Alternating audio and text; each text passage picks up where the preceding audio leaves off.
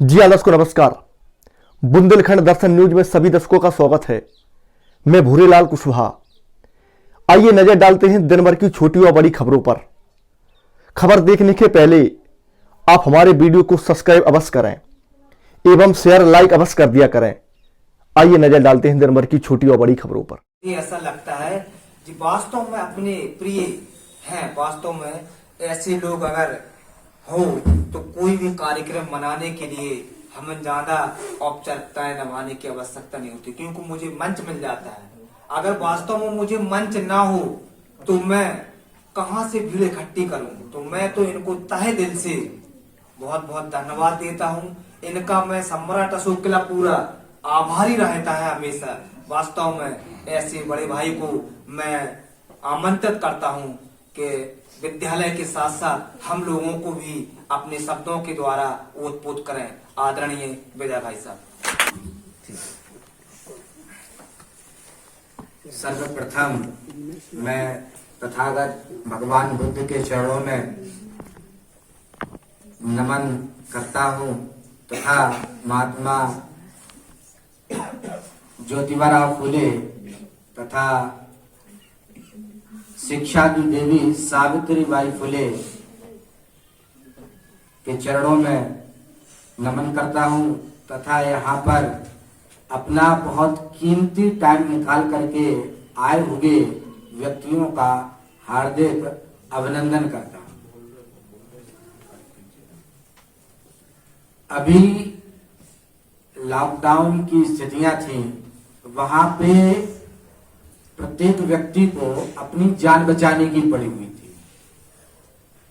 लोग बागों के घर में यदि कोई कोरोना से पीड़ित हुआ तो उसको क्वारंटाइन में रख दिया जाता था और उसके परिवार वाले ही स्वयं उससे दूरी बना लेते थे। खाना, अन्य बर्तनों में कपड़ा अलग करना, सब कुछ अलग कर दिया गया था। मानो ऐसा लग रहा था कि बस हमारी जान बच जाए, बाकी हमारे फैमिली मेंबर्स जो भी हैं उनको कोरोना हो गया, उनके बचने की कोई उम्मीद नहीं है। ऐसा ही एक वाकया सावित्रीबाई फुले के जीवन में भी हुआ। उस समय के दौर में प्लेग की बीमारी फैली। प्लेग की बीमारी जिसको लग जा रही थी उस समय, वो बच नहीं पा रहा था। क्योंकि सावित्रीबाई फुले के कोई संतान नहीं थी, उन्होंने एक दत्तक पुत्र लिया हुआ था जिसे उन्होंने पढ़ा लिखा करके डॉक्टर बनाया था।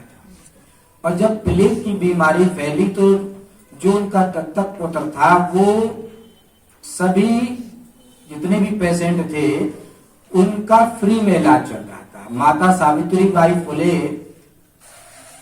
घर घर जाती और पेशेंटों को पकड़ करके लाती थी कि चलो हमारे अस्पताल में इलाज हो रहा है वहां पे। और इनका पुत्र बीमारी को ठीक करता। अब विडंबना ये देखिए कि हम जिस बीमारी से दूर भागते हैं स्वयं को बचाने के लिए, माता सावित्रीबाई को भी लोग बागों की बीमारियां ठीक करते हुए प्लेग की बीमारी, और अंततः उन्होंने प्लेग की बीमारी से ग्रसित होते रहने के कारण अपने प्राण त्याग दिए।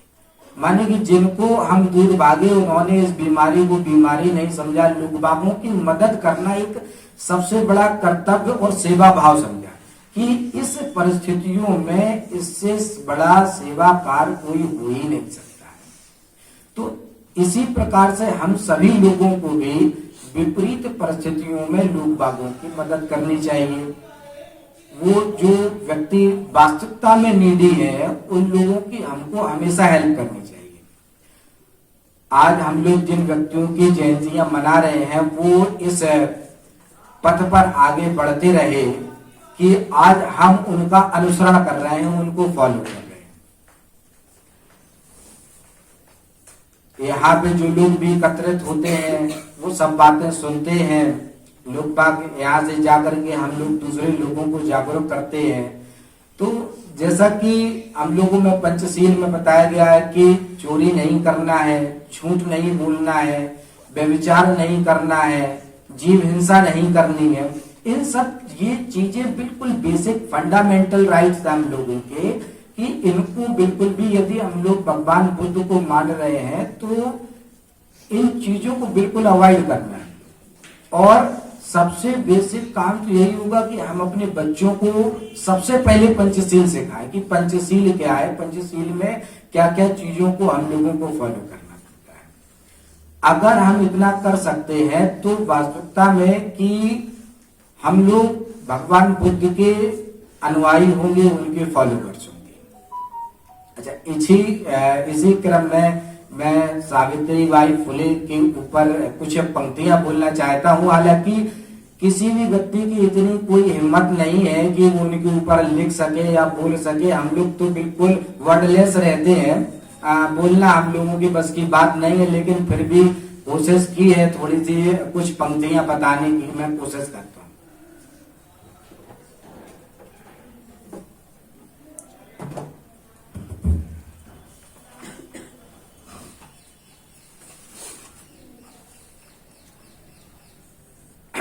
सावित्री हमारी अगर माई ना होती, सावित्री हमारी अगर माई ना होती तो अपनी कभी भी पढ़ाई ना होती।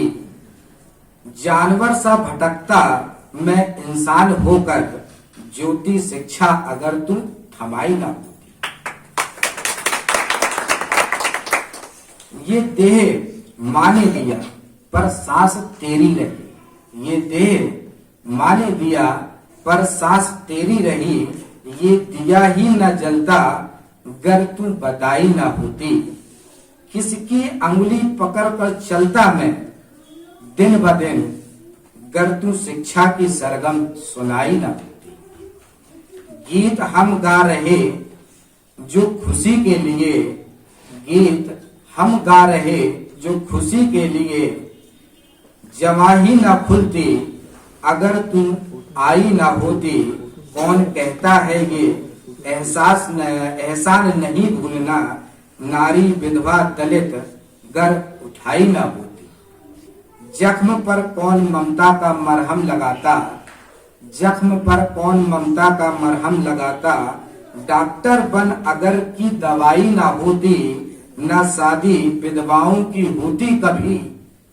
केशवपन को अगर तू मिटाई ना होती। ये बहुत बड़ी चीज है उनके जीवन में कि पहले विधवा जो स्त्रियां हो जाती थी, उस समय स्थितियां ऐसी थी कि उनका विवाह नहीं होता था और उनके बालों का मुंडन करके अलग कोठरी में रखा जाता था। इस तरीके की प्रथाएं उस समय के जमाने में व्याप्त थी, लेकिन माता सावित्रीबाई फुले ने इस कुप्रथा को समाज से मिटाया। अनपढ़ बेढंगी ये दुनिया समझती, अनपढ़ बेढंगी ये दुनिया समझती। ज्ञान का बिगुल अगर तू बजाई ना होती, अछूतों का कोई नामो निशा ना होता। तोड़ी जाति की अगर तूने कलाई ना होती। अगर उन्होंने जाति की कलाई नहीं तोड़ी होती तो शायद हम सब लोग यहाँ पर आज जो एकत्रित हुए हैं, वो संभावना थी ही नहीं कि हम सब लोग एकत्रित हो जाए। बरसता मजलूबों के आंखों से सावन, बरसता मजलूबों के आंखों से सावन। गोद में ले अगर माँ हंसाई ना होती, कौन जलते हमारे बदन को बचाता। धूप में छाव बनकर तू छाई ना होती। जुल्म से बचाती क्या आंचल में ढक के, जुल्म से बचाती क्या आंचल में ढक के।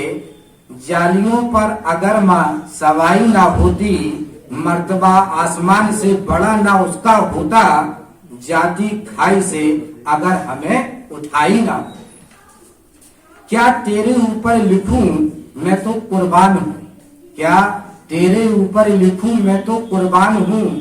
ये कलम गर हमारी तुम्हारी ना होती, पहनाता क्या आंसू की माला तुम्हें। माँ दौलत अगर ये तुम्हारी ना होती। मैं ना होता मेरा कोई अफसाना क्या, मैं ना होता मेरा क्या अफसाना क्या। तेरी तहरीर गर मेरी माई ना होती, कौन मासी निगेवा यहाँ सोचता, माँ कलम की अगर तू सिपाही ना होती। बहुत बड़ी सिपाही बनी। एक वाकया मुझे याद है उनके जीवन का कि एक बार जब उनकी शादी नहीं हुई थी, वो इंग्लिश की एक किताब पढ़ रही थी। अच्छा, उन्होंने इंग्लिश को बहुत मोटिवेट किया अपनी लाइफ में कि लड़कियों को उन्होंने कहा कि पढ़ो लिखो, लेकिन इसके साथ उन्होंने इंग्लिश का भी बहुत जोर शोर से प्रचार किया। बचपन की बात है कि वो अंग्रेजी की किताब पढ़ रही थी, उनको पढ़ना नहीं आ रहा था। तो उनके पिताजी आए, उनके पिताजी ने जो इंग्लिश की लाइनों वाले पेज थे वो फाड़ दिए और उनसे कहा कि अंग्रेजी पढ़ना हमारे बस की बात नहीं है, पढ़ाई लिखाई बंद करो, अंग्रेजी मत पढ़ो। यहां से उनका अंतर्मन इतना ज्यादा पढ़ने के लिए उत्सुक हो गया कि जब उनका विवाह हुआ, विवाह होने के बाद वो अकेले में पढ़ा करते थे पूरा काम। और जब प्रतिभा ही उनकी देखी ज्योतिबा राव फुले ने, तो उनको वो खेतों पे ले जा करके पढ़ाते थे, क्योंकि वहां पे ऐसी स्थितियां थी कि घर पे पढ़ाना अलाउ नहीं था किसी को, और वो भी किसी महिला को पढ़ाना। तो उन्होंने क्या किया कि उनको खेतों पे ले गए पढ़ाने के लिए, प्रतिभा को देकर के। लेकिन ज्यादा देर तक ये बात छुपी नहीं, सब लोगों को पता चल गई, उनके घर वालों को भी पता चल गई। एटलीस्ट हुआ ये कि उनको घर से निकाल दिया। ये कीमत चुकाई उन्होंने पढ़ने की। और आजकल हम लोग तो शायद ही कुछ कीमत चुकाते हैं, क्योंकि हम लोगों के पास इतने संसाधन भरे पड़े हैं कि इन्वर्टर भी लगा है, रूम हीटर भी लगा हुआ है, फिर भी आजकल के बच्चे नहीं पढ़ पा रहे, उनको इतना मोटिवेटेड भी किया जा रहा है, फिर भी नहीं। लेकिन उस समय बिना मोटिवेशन के अंतर्मन से। अच्छा, लास्ट लाइन में और बोलता हूं, कोई आलिम ना होता जहां मैं यहां, कोई आलिम ना होता जहां मैं यहां, मां सबक गर यह सबको पढ़ाई ना होती, समता शिक्षा का तूफान चलता भी क्या, बागी फूले संग लड़ी गर ये लड़ाई ना होती। धन्यवाद इन शब्दों